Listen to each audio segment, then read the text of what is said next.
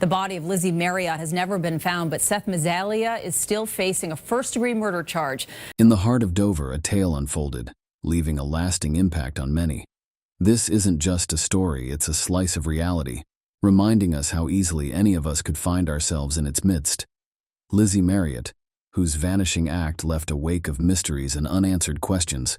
But Lizy's disappearance is just one piece of a larger puzzle. Catherine McDonough, nicknamed Cat, who one day made a pivotal call to the authorities. She decided it was time to unveil the truth about Seth Mazalia, her boyfriend for the past several years. Their romance began with all the trappings of affection, flowers, compliments, undivided attention. But behind closed doors, Seth's attitude changed. Intimacy with him turned rough, revealing a darker side to the man once thought to be caring and attentive. Seth seemed like a nice guy on the outside, but he was hiding something very bad. He would tell Kat about scary things he wanted to do, like hurting or killing someone.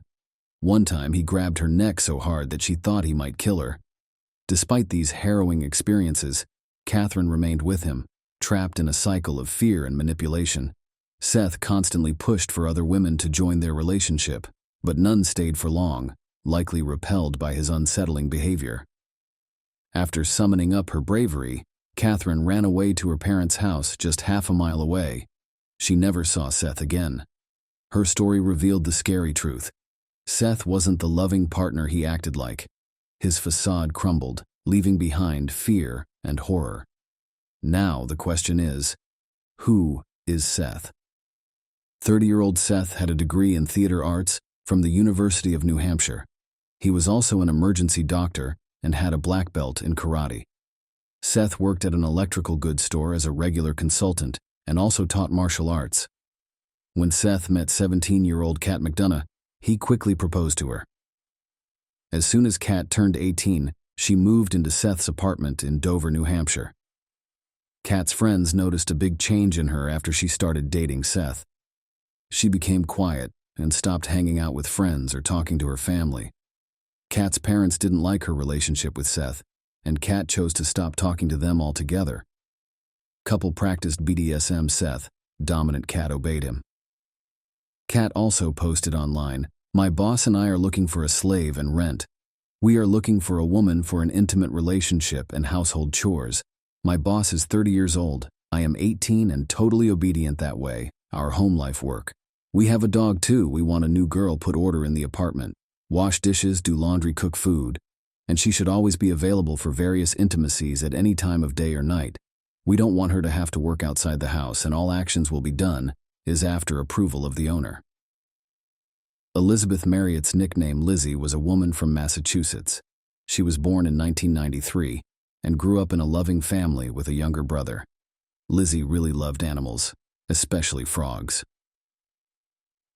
In 2012, she moved to the University of New Hampshire to study marine biology, which was her dream. To save money, Lizy stayed with her aunt and uncle in Chester. Everyone who knew her described her as kind and always ready to help. On October 9, 2012, Lizy had a normal day at university until around 8 p.m. when she drove home. She left a note for her aunt saying she was visiting a friend and would be back before midnight. But she didn't return. Not at midnight, not later that night, and not even by Wednesday morning. Her aunt and uncle thought she might have stayed with a friend, but by Thursday, she still hadn't come back. Her aunt called Lizy's parents, who lived 2 hours away. They hadn't heard from her either. Lizy's parents immediately went to look for her, calling the police on the way. They reported Lizy missing. No one knew which friend she had gone to see that night. The police searched for Lizy, but her phone was off. She wasn't on social media, and there was no activity in her bank account. They thought she might have had an accident, but they found her car at the university parking lot with no clues about where she was. Lizy's parents asked the public for help and offered a reward of $10,000 for any information about her. Police interviewed friends of a missing woman and discovered she was last seen with Kat McDonough, a recent friend from work. Kat lived with her boyfriend Seth Mazalia, whom she met a year ago at the theater. On October 12th, both were questioned separately about the woman's disappearance. Kat denied seeing her, while Seth gave conflicting information. Kat stopped cooperating after 2 hours, but Seth continued to be questioned. He didn't hide that Lizy did come to visit them. Seth admitted he loved both girls and tied them in strings, and Lizy died in that accident. Seth's interview lasted 11 hours, and he admitted that after Lizy died, he and Kat took Lizy's body to the city of Portsmouth. When they reached the point where the river flows into the Atlantic Ocean, they threw the body into the water and went home. The police and Seth went to the place where Lizy's body was believed to have been dumped, according to Seth. Seth was arrested and charged with murder. Lizy's parents were informed of the terrible news, and the mother and father said they felt their daughter was already dead. She went on to testify that Marriot then sexually assaulted Marriot. Why Seth killed her?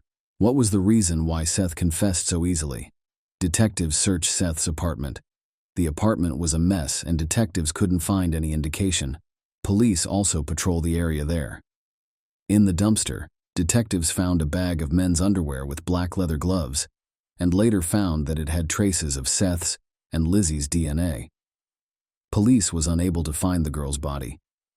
Detectives concluded that 2 days after Seth Mazzaglia's arrest, Lizy was swept into the Atlantic Ocean. What exactly happened that day was, the three of them watched a movie and then started playing strip poker. They got aroused, and all three decided to have intimate contact. Their intimacy started with kisses and caresses. Then Seth suggested that Lizy be tied, and she agreed. Kat, who took the picture, admitted that everything was fine at first, but once Lizy was lying tied to the floor, she suddenly had a seizure. She started drowned and shortly after lost consciousness and died. Lizy's family refused to believe that the girl volunteered from strangers that she could consent to have intimate contact with. Kat got arrested for messing with the investigation. While in jail, Kat and Seth planned to escape and get married. Their plan didn't work out. Seth believed in magic and thought death wasn't the end. The prosecutors offered Kat a deal. If she told the truth about what really happened the night Lizy died, her prison time would be shorter, just 3 years. Kat couldn't say no to that. In court in May 2014, Seth faced charges for his role in the crime. Prosecutors argued that Seth's actions were deliberate and cruel. They presented messages he sent to Kat 6 weeks before the tragedy. Kat admitted in court that she was scared of Seth and followed his orders. She invited Lizy over one evening, as Seth wanted. They played strip poker to prepare Lizy for an intimate encounter. Lizy lost the most in the game, and she ended up wearing only her underwear. Seth suggested to Lizy he wants an intimate relationship with her in another room, but she refused. After this refusal, he became furious. Seth went to the next room where he wore black leather gloves and then threw the rope over her neck and beat her. She died. After the beating, Seth did what he wanted. For a long time, and had made intimate contact with the already dead Lizy, and Kat sat next to him for so long and just watched him. And he didn't even try to prevent this horror in any way. Seth's friend Roberta called and said she needed help and asked him to come. Roberta and her boyfriend Paul came to Seth's house at 11 p.m. They entered the room, and Seth was sitting on the bed, and Lizy was lying dead on the floor at his feet. Their friends asked what happened here. Seth couldn't explain anything clearly. He just said, this time things went too far. Roberta and Paul decided not to get involved in all this. They advised Seth to call an ambulance and left. Seth and Kat disposed of Lizy's body after she died. They wrapped her in a bag, put her in a suitcase, and threw her off a cliff into a river. Unfortunately, Lizy landed on rocks instead of in the water. They had to drag her body into the river and clean up evidence afterward. Kat didn't go to the police because she feared Seth. She lied about Lizy's disappearance to protect herself from Seth's potential harm. At the trial, Kat cried without tears, claiming she didn't know why she was crying. Evidence like gloves with Lizy's DNA suggested Seth planned the crime. In 2014, Seth was convicted of murder and got life without parole. Kat got 3 years after pleading guilty. She was released in 2016. Lizy's body was never found.